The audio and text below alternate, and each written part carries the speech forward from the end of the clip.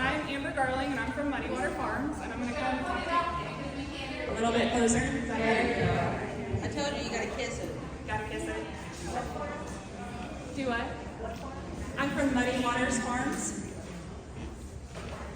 I came to talk to you guys a little bit about freeze drying today. I've been freeze drying for about 4 years now, just to kind of start supplementing my canning. It's a lot easier for me because I have an electric stove, and so pressure canning is a little bit more difficult. So freeze drying kind of hits those spots that I can't do with water bathing unless I pressure can outside with like a propane burner. Freeze drying is pretty much the end all. Canning is great, but you lose a lot of your nutritional value. On most things, you lose a pretty even 50% just because you're boiling it. Freeze drying, you retain pretty much 90% of all your nutritional value. So it's really great for herbs and anything with high vitamins.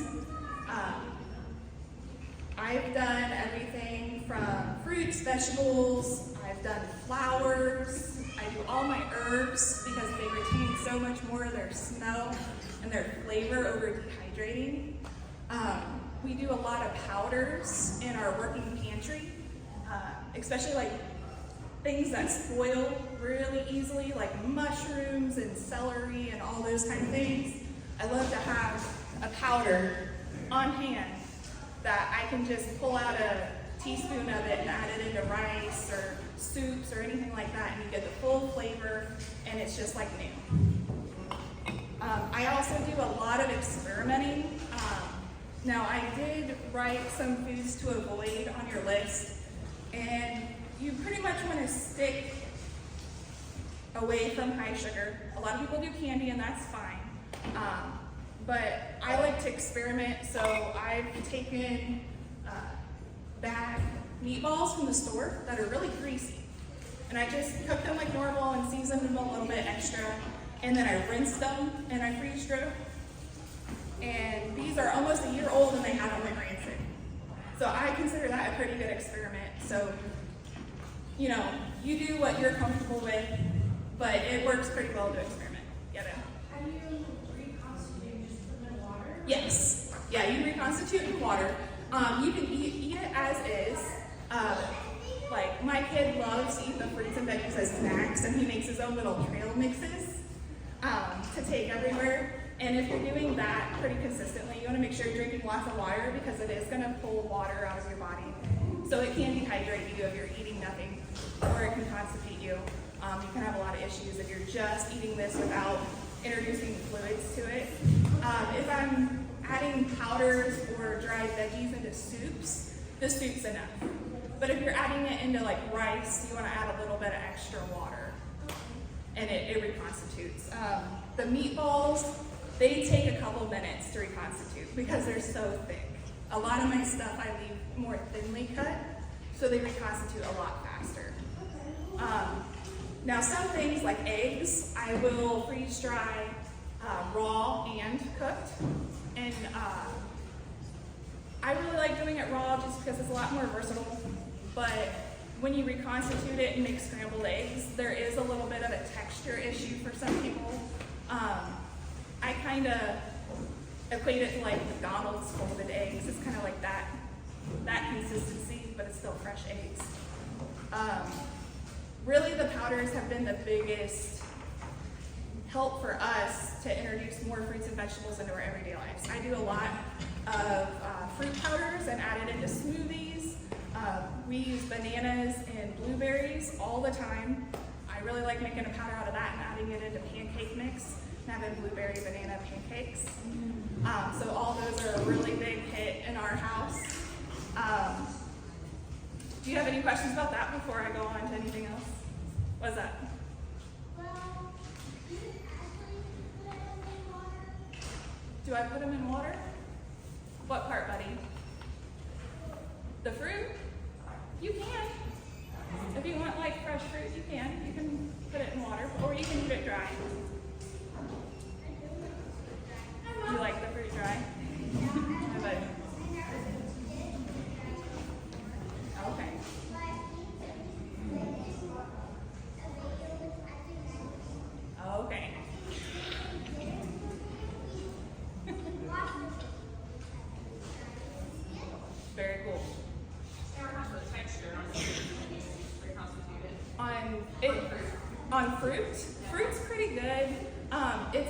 it's gonna depend. It's really gonna depend. Like peaches and like fleshier fruits are a little bit harder. It all depends on how it reconstitutes, how hot your water is, how long you let it sit, everything like that. We have taken peaches, reconstituted it, and made jam, and it turned out really good. So it was an easy way to get them out of the freezer and on the shelf, and not taking up freezer space, and then still being able to make jam. I really like it because it's kind of like a set and forget it. Instead of canning, like pressure canning, where you got to sit there and babysit it the whole time. I like being able, I'll pre-freeze everything in my freezer, in my deep freeze, and then as I have time, I'll shove it in the freeze dryer and then hit play, and then it goes until it's done. It's really, really simple to walk away from, put it in, walk it away. I personally have a medium Harvest Right freeze dryer. They just came out with a couple different brands, which I think is great because it's gonna promote a lot more competition within markets and only make everybody better, make them more competitive in pricing because they are pretty expensive up front. I have a couple of friends that have went in co-oply and bought one and they just share it. If you do that, I would recommend keeping it in a central location and not moving it all the time, because there's all kinds of horror stories of people like moving it every other month and then they end up with refrigeration leaks and stuff like that. And then anytime you move it, you also have to let it sit for 24 hours to let everything settle back down, and then you have to test everything. So it's just a lot easier to leave it in one location if you can, and everybody use it in the same spot. How much space does it take up?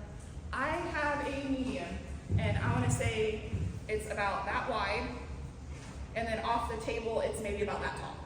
So the size of like a small refrigerator? Yeah. I would say, yeah, it's probably not as wide as like a college dorm fridge, but they're like a medium's pretty small. They have all the way up to an extra large now, which is massive. I have the medium, and it does plenty for our family of 3, and I put up loads every year. But How much are units running right now? units running, I want to say a medium is probably around 3,200. Yeah, they're pricey. I had to save up for a couple years to be able to get mine, but they're only getting better. And that I upgraded my pump to the Premier pump as well. They have a basic, a Premier, and an oilless. They promote the oilless as the best, and it's the most expensive. To me, if it's a pump, I think it should have oil in it, just from a mechanical standpoint. There will be some people I see online, they make a big deal about the oil changes. It's really simple. You literally just open a drain valve, drain it out, and add your new oil in. And if you get the Premier, it's every like 40 cycles, so it's not very often, maybe once a month if you're running continuously. It's really not that big of a hassle, and the oil isn't super expensive. You can filter it. I personally don't, because I usually get a lot of water in mine, so I don't like doing it. It's not a risk I like to take on my pump. But it's really nothing too hard. Issues I've had have been the relay board. We have replaced that 3 times now in a little over 4 years. The first one was upon delivery. It didn't work right away, but it's literally just unhooking maybe 5 cords and it's plug and play and put it back in. In my experience, Harvest Right customer service has been fantastic. I've always been able to get results pretty quickly. It's just all in how fast and how much information you can give them up front. The more information you can give them, the faster they can help you. And now they're even having techs in every state to be able to come out and diagnose in person instead of over the phone, which is pretty cool. So I think that's going back to like the competition amongst the companies, making everything better. Like they can't just sit back and be like, oh, well, that's just the way it is. They have to move forward and be better. So on their website, the medium is $26.95. Is it 26? And as Indiana mentioned, I just went to Indiana Homestead conference. The lady, I think she had a for a medium? Okay, so it's went down about $600 to $800 since the last time I looked. So the competition is definitely making it more affordable. And I know during COVID, they were complaining about poor quality parts they were receiving, and that might be why I was having issues with my relay board. So hopefully that's something that's going to be resolved, and getting better parts back and being able to maintain it a little bit better. Does anybody have any questions about anything I've talked about so far? Okay, so I wanted to bring my tray to show you about how big. So this is a medium tray, and the medium holds 4 trays. They do sell an aftermarket tray holder that will convert it to 5. It's a little bit pricey. I want to say it's like another $1,000. It's not worth it to me for the space. To each their own, but I guess it's cheaper than mine holding freeze dryer. So what I do is I will prepare my produce, chop it, clean it, everything. I like to pre-freeze all of my stuff just to make my cycle times less. You can put it in fresh. It will just take longer because the water has to freeze before it can start sublimating. So Harvest Right now sells their own brand of lids that you can also double use as a tray. So this can also be used as a tray and put into your freeze dryer or freeze dry stuff. So it pretty much gives you an extra set of trays and it doubles as lids. I bought my original set from freezedryingsupplies.com, which I think I put on the back of the sheets. He makes all kinds of aftermarket stuff to make it easier. He has the YouTube handle Retired at 40, I believe. He does really great videos and he'll do recipes. I think he even has his own recipe book now. But he does a really good job of explaining the differences between the machines, the pumps, and he's just a really good resource. So I bought his lids at the beginning and also the anti-siphon tubing, which goes on your drain. So when your cycle is complete, you have to go through a defrost cycle because you'll have a layer of ice on the inside of your drum, and then that will come out the back down a drain tube. And when it's done defrosting, you want to let go of that vacuum, and so you open up your drain valve to release the vacuum so you can open your door. And if you're not paying attention, if your tube's down in your bucket that you're catching all your water in, it'll suck it back up and then you just ruined your whole batch. So it's a rough time when that happens and you're not thinking about it if you're in a rush. So the little anti-siphon valve, it's not very expensive. I want to say it's under $10, but it just gives the water a place to go so it doesn't suck back up into your machine. It's worth it to me just because I don't want the oops factor.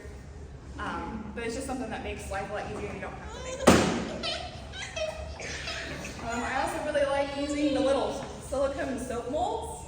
So these are really great to pre-freeze like purees or soups into certain portions. I'll pre-freeze everything in this and then pop it out and stick it on my trays and then stick it in the freeze dryer. They're just really nice for different portions, and then you're not having to try to carry a tray full of slosh to the deep freeze, which the lids will help a bit, but it still gets all over your lids, and then when you take your lids off, you gotta wash lids. I also use a couple different types of scrapers. They do make silicone mats to put on the bottom of your trays to help from sticking. I don't personally use them because then that gives you 2 things to wash instead of just washing your pans. And since everything's freeze dried, if you introduce water, it should all reconstitute and come off anyway. I normally don't have an issue cleaning my pans or anything, so I don't worry about the silicone trays. But always having scrapers is really nice, especially for eggs because it crystallizes. So it's really easy to scrape it and then pour it into your jar or whatever. And then after you're done, I like to put all of my produce into jars. Don't use plastic lids. Ask me how I know. But they are not airtight in my experience. There are some plastic lids that will have a little gasket in it, so those might be better, but the ones I got, I tried the gray ball ones and then the just generic white ones from Walmart. They were not airtight for me. They did not do it. But I like to put a lid on and then let it sit upside down for a couple days. And then you can see condensation around the top if you still have moisture in your product, which you don't want. So if you end up having condensation in your product, you can just pop it back on a tray and pop it back in the freeze dryer and just try to continually pull more moisture out. If you're worried about moisture, you can always measure your produce on your tray. And if you're worried that it's not quite dry, stick it back in for a couple more hours, pull it out, weigh it again. If your weight changed, you're obviously still losing water, so you want to continually do it until your weight doesn't change. I haven't had too big of an issue with like retained moisture, but I try to really space my stuff, and I really use the silicone trays a lot, so everything's not shoved up against each other, because that's going to make it take longer. My bananas, I try to slice into like wedges instead of just circles, so I can lay more on the tray instead of the circles all being on top of each other, which would take longer. And then once I know I have no moisture left, I have no condensation, you can keep these on your pantry. I do for my working pantry. You want to try to keep them out of direct sunlight, because it'll cause a bunch of discoloration and then you can get condensation on the inside of your jars. So I like to transfer all my long-term into Mylar. The plastic-faced fronts that you can see into are not airtight. They will leak every time. I like using, I might have put it on the thing. Probably look at it. I did not put it on there. It's like Top Mylar Supplies. They're really good. I've never had an issue with any of the bags I bought from them. They sell every size. They sell ready-to-go bags, like MRE bags that are gusseted on the bottom, so they stand up, so you can literally just pour your water in and eat out of the bag. Those are really nice, but they're a little bit more expensive. For my long-term storage, I just put into regular, non-gusseted bags. I always stick in a moisture absorber. I will use oxygen absorbers sometimes. I'm not a big fan of them. They're really highly promoted, but in order for them to work, there needs to be moisture. There needs to be air. And so if you're putting in product that doesn't have moisture, then there's a little bit of a hindrance in them working. So if your product is completely dry, you shouldn't really need an oxygen absorber, at least for freeze-dried products. So what you saying, is it like a desiccant? Yes. Yeah, like the little desiccant packs that you see, like get in new shoes and stuff like that. Yeah, they sell food grade ones. Make sure you get food grade. Well, if they're in a vitamin form, they should be good. Yeah. Yeah. They're pretty cheap. You can buy a pack of like 300, I want to say for 10 or 12 bucks. Does anybody else have any questions? Well, the desiccant bags are reusable too, right? Yes, you can reactivate them by putting them in the oven. The bag should have a directions to reactivate them. They'll turn a color once they've been absorbed too much moisture, and you can put them in the oven and re-dry them out. So I like to keep mine in like a little jelly jar if I open up the bag, and I'll just put them in there until I need to use them again. Try to keep them as fresh as possible. Do you do a vacuum seal with your Mylars too? I don't use vacuum seal. So all I do with my Mylar is use an impulse sealer. This is a little one I got off of Amazon before I got my Harvest Right. I was doing this for just pantry items that I was stocking up on when everything started going crazy. Harvest Right now sends you a big impulse sealer when you buy a freeze dryer. It is nice. I will say that it is a very nice impulse sealer, and you can do your whole like big 2-gallon bags. You can do it all in one seal, so you don't have to like overlap your seals and stuff.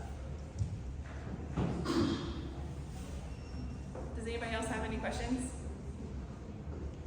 Okay. I brought a whole bunch of stuff that you can come up and try if you'd like, or if you would like to see it.